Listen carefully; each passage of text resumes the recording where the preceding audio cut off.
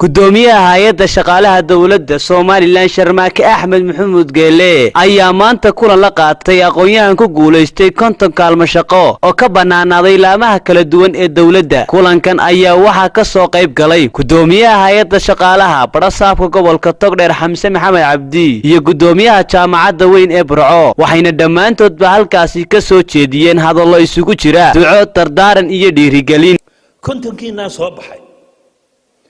inaad tihiin qof ma tiidin imanka waa kontonkii gobolka Togdheer masilayay hadhowto marka lagu qoro masalan degmada ood weyn oo kale ama gobolka daad mareer oo kale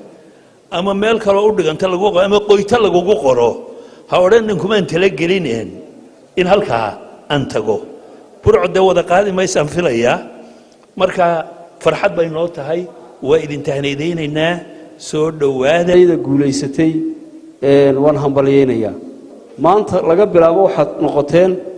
shaqaale kamida shaqaalaha dawladda ee gobolka Togdheer waxa la idin ka rabaa wax kasta oo qof shaqaale oo cusub looga baahan yahay in qof waliba meeshii la geeyay hay'adda la geeyay uu la tago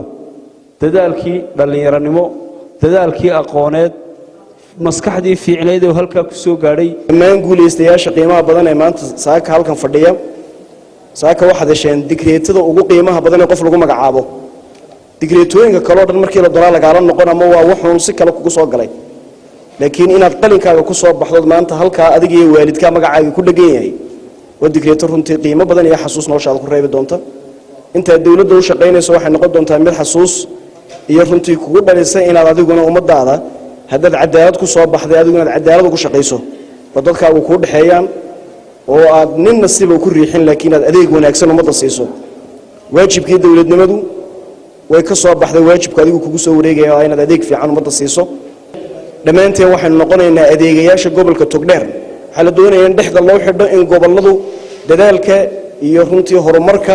iyo aqoonyahanku inuu gobolka ku xasilo sidoo kale GudoomiyahaHayada Shaqalaha Dawladdu Sharmaake Axmed Maxamuud Geele waxa uu ku wareejiyay siduwayaasha wasaaradaha dawladda ee gobolka Togdheer kaararkii shaqaalaha ka howlgala wasaaradahaasi ayaan la Cabdullaahi Jaamac SBC TV Burco.